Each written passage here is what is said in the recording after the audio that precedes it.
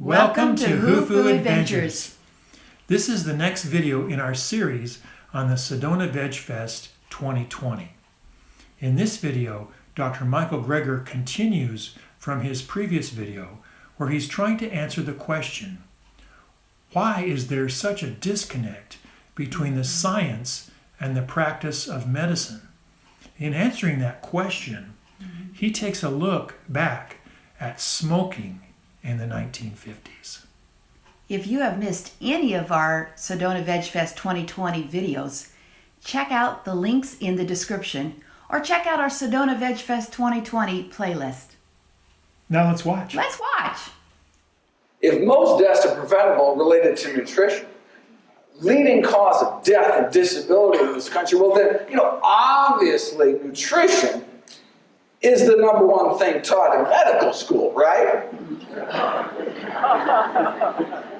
I mean, obviously it's the number one thing your doctor talks to you about at every single visit, right? How could there be this disconnect between the science and the practice of medicine? Well, let's do a thought experiment. Imagine yourself a smoker back in the 1950s. Back in the 50s, the average per capita cigarette consumption was 4,000 cigarettes a year, meaning the average person walking around smoked half pack a day, on average. The media was telling people to smoke. Famous athletes agreed. Even Santa Claus wanted you to smoke.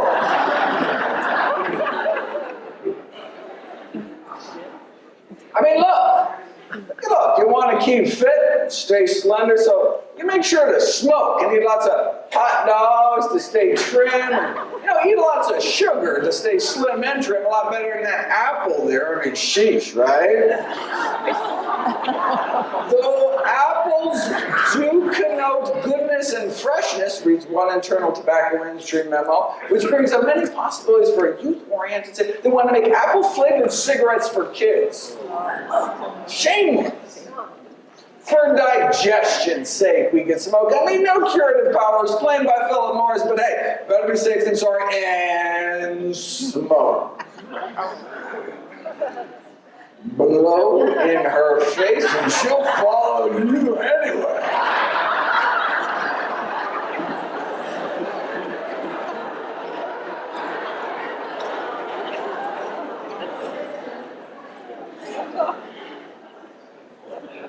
No woman ever says no, they're so round, so firm, so fully packed. After all, John Wayne smoked them until he got lung cancer and died. Back then, even the paleo folks were smoking. And so were the doctors. Now, this is not to say there wasn't controversy within the medical profession. Sure, some doctors smoked Camels, but others preferred Lucky. So there was a little disagreement there. The leader of the U.S. Senate agreed. Who wouldn't want to give their throat a vacation? Not a single case of throat irritation. How could there be when cigarettes are just as pure as the water you drink? Maybe I'm Flint, Michigan. Don't worry, though, if your throat does get a little irritated, your doctor can always write you a prescription for cigarettes. This is in the Journal of the American Medical Association.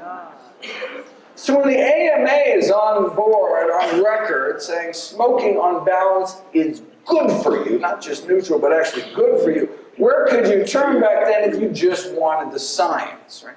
What's the new data advanced by science? Well, she was too tired for fun, and then she smoked a Camel. Babe Ruth spoke of proof positive medical science, that is when he still couldn't speak before he died of throat cancer. Now, by some miracle back then, there was some kind of smokingfacts.org website that could deliver the science directly, bypassing commercially corruptible institutional filters. You would have become aware of studies like this. There's an Adventist study out of California, published in 1958, showing non-smokers had at least 90% less lung cancer than smokers. This wasn't the first. When famed surgeon Michael DeBakey was asked why his studies back in the 30s linking lung cancer and smoking were simply ignored off the face of the earth, he had to remind people what it was like back then. We were a smoking society. It was in the movies, on airplanes, medical meetings where one heavy haze of smoke. Smoking was, in a word, normal. So, back to our thought experiment here. If you're a smoker in the 50s in the know, what do? I mean, with access to the science, you realize the best available balance of evidence suggests your smoking habit not so good for you. So, do you change or do you wait? I mean, if you wait until your doctor tells you between puffs to quit, you'd have cancer by then. If you wait until the powers that be officially recognize it, like the Surgeon General did in the subsequent decade, you could be dead by then. It took more than 7,000 studies in the deaths of countless smokers before the first Surgeon General's report against smoking came out. You think maybe after the first 6,000 studies it could give people a little heads up or something? Powerful industry. Maybe we should have stopped smoking after the 700th study like this came out. As a smoker in the 50s, on one hand, you had all of society, the government, the medical profession itself telling you to smoke. And on the other hand, all you had was the science. If you've been aware of studies like this, we can fast forward more than a half century. You know, there's a new Adventist study out of California warning Americans about something else they may be putting in their mouths. Of course, it's not just one study, put all the studies together. Deaths from all causes put together, many of our dreaded diseases significantly lower among those eating more plant-based. So, instead of someone going along with America's smoking habits in the 50s, imagine you or someone you know going along with America's eating habits today. What do? I mean, with access to the science, you realize the best available balance of evidence suggests your eating habit not so good for you. So, do you change or do you wait? I mean, if you wait until your doctor tells you between bites to change, it can be too late. In fact, even after the Surgeon General's report came out, the American Medical Association went on record officially refusing to endorse it. Why? Couldn't have been because they were just handed a $10 million check from the tobacco industry? Maybe. Okay, so we know why the AMA was sucking up to the tobacco industry, but why weren't more individual doctors speaking up? There were a few ahead of their time speaking up against industries killing millions, but why not more?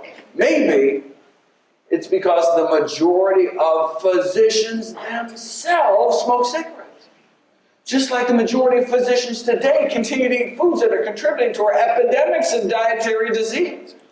What was the AMA's rallying cry back then? Everything in moderation. Extensive scientific studies have proven smoking in moderation, oh, that's fine. Sound familiar? You know, the meat industry, the food industry, uses the same kind of tobacco industry, the kind of scientists for hire that paid to downplay the risks of tobacco and toxic chemicals. The same group paid for by the National Confectioners Association to downplay the risks of candy, and the same paid for by the meat industry to downplay the risks of meat. Whereas processed foods and animal foods are wiping out at least 14 million people every year around the world. So those of us in this room, part of this evidence-based nutrition revolution, we're talking about 14 million lives in the balance every year. Maybe plant-based eating should be considered kind of the nutritional equivalent of stopping smoking. But how long do we have to wait before the CDC says, don't wait for open-heart surgery before starting to eat healthier as well? Until the system changes, we need to take personal responsibility for our own health, for our family's health. We can't wait until society catches up to the science again, because it's a matter of life and death. Thanks for watching. Don't forget to subscribe for more videos from the Sedona Vegfest 2020.